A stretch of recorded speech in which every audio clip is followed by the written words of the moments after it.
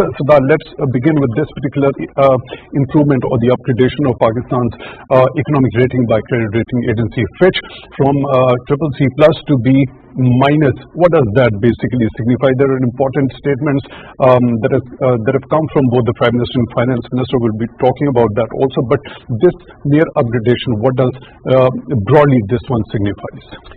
Thank you for having me. Broadly speaking, this signifies that there's been an improvement in Pakistan's credit rating, and which is now being internationally recognized. What is more important is that from a non-investment grade rating, we've come into an investment grade rating. Now, this is the lowest thing, and we can move up from here. However, it's been a struggle. It's been a long journey for Pakistan because of the economic stabilization that needed to be done. But what's important right now is once you have B minus, you can now work on this. It opens up avenues for you. It opens up financing avenues. It reduces risk. It reduces costs, financing costs. And at the same time, it allows a country to basically market itself, because this is an upward trajectory. What's very important for us, I think, going forward is to keep this trajectory, to make sure that we now go to B positive, B plus, and then, to double B and so on and so forth.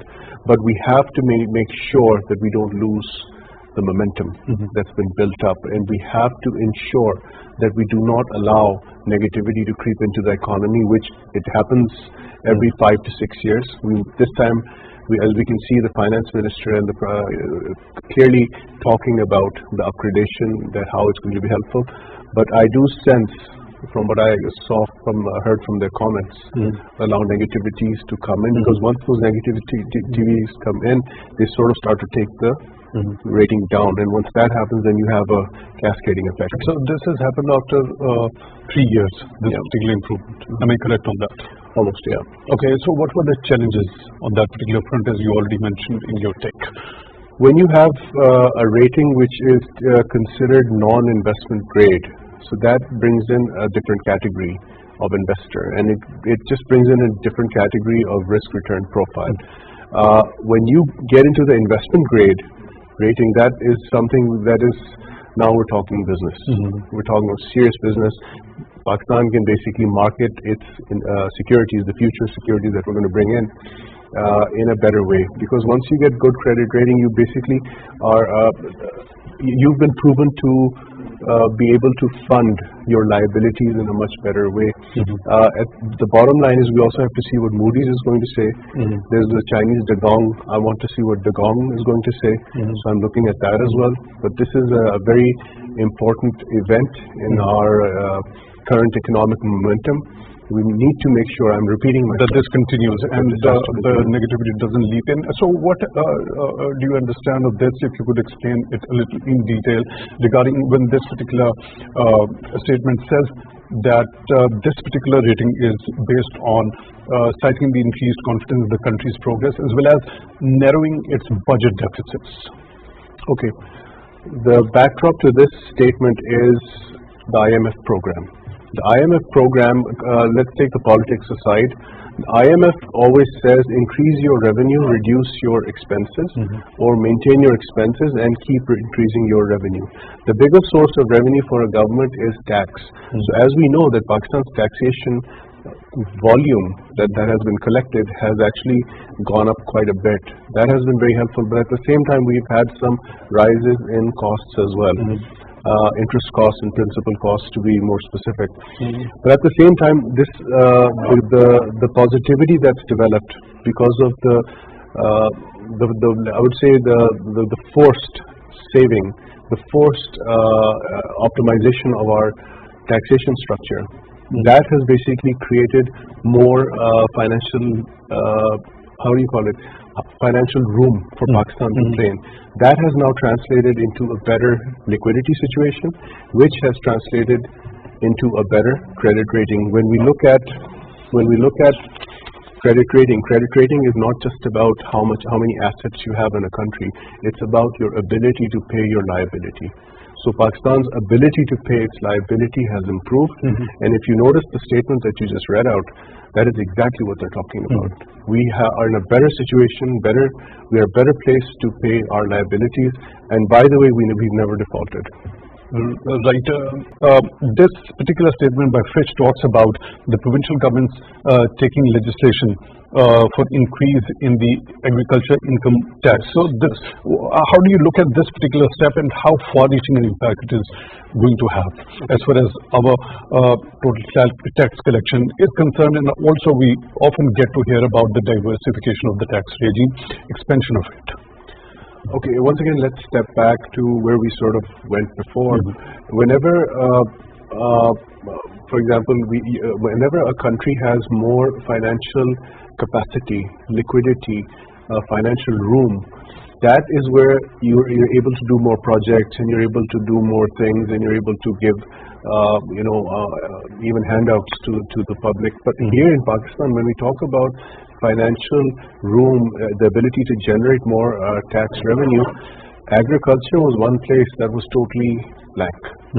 Now tax has been raised. Why was it blank?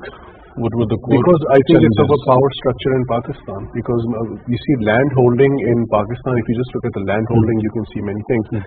But this is a normal pattern for every country. This is nothing new, by the way. So if you look at the historical precedents in other countries, you will see a similar thing happening. Is it also because of the, difficulty in actually calculating the real income tax in this particular field? Yes, that is part of it, but it's nothing that cannot be handled.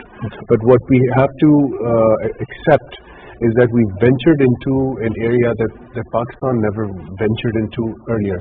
So once Pakistan has increased the tax in agriculture, there's a high probability that there will be revenue, but at the same time tax has to be healthy. Tax cannot be imposed in a way, or cannot be done in a way which causes the country to suffer. Now we have an overburdening of tax on the salaried class. And there were the comparisons that salaried people are paying more tax than the that particular contribution of the burden the salaried class also feels that has been recently acknowledged by Prime Minister himself also. Absolutely, and they're trying to fix it. And if you see that when agriculture is now being tapped, that basically means that Pakistan is trying to create a new revenue stream. So the more revenue streams you have, the more financial room you will have, the more liquidity you will eventually have, then the more projects that you will fund. It's very simple actually, and you have to keep it simple. So when it comes to specifically this agriculture sector, this particular step, the legislation on the part of the provincial governments, what sort of contribution is that going to make to what impact in the longer run? If I understand your question correctly, basically agriculture comes from the provinces in different capacities and different forms. For example, Sindh and Punjab have their own agriculture profile. KP has its own agriculture profile. But it has to be harmonized in a certain way where the laws that are going to be enacted for agricultural tax, as you mentioned, they have to be done in a way that this is not a isolated event, or it does not affect one aspect and it leaves out the other, or if it leaves out lots and that leaves out a loophole. So this is because this is the uncharted territory for Pakistan. Let's be very frank here. So, but it's a new revenue stream. The government is relying heavily on this, and you can see the focus on farming, mechanization, and improvement of yields. That's what the government has been talking about. Even the Prime Minister has been talking about. He has mentioned cotton output so many times. That used to be close to 12 to 14 million bales. We've come down to around 6-7 million bales. So there's a lot that needs to be done. But once you have greater production, you can have greater tax. Expansion of the tax base other than agriculture, what are those other core areas that you could identify? Sure. You have small traders. They are doing business, and the government has not once, but I think 3 to 4 times tried to bring in a single tax regime or single payment regime for small traders, and there was a lot of protests against such a regime. But the less human interface there is in a taxation system, the easier it becomes. And it has to be a very simple structure. If, for example, we talk about a single tax point for the whole of the country, that's easier said than done.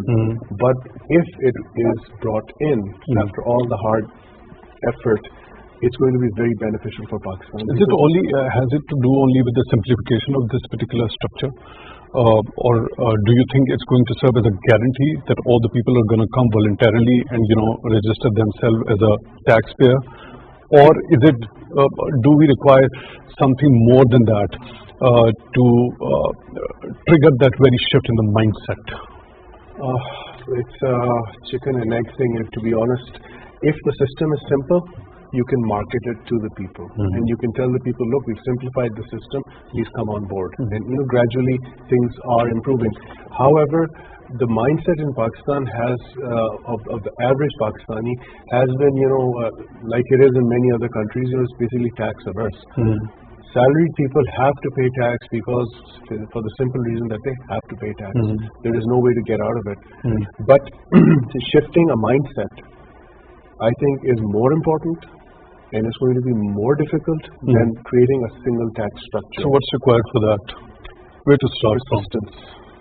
Persistence. You have to have a clear outreach narrative, and you have to persistently, repeat it, echo it, but it has to be backed by infrastructure. If as and when the government says that there's going to be a simplification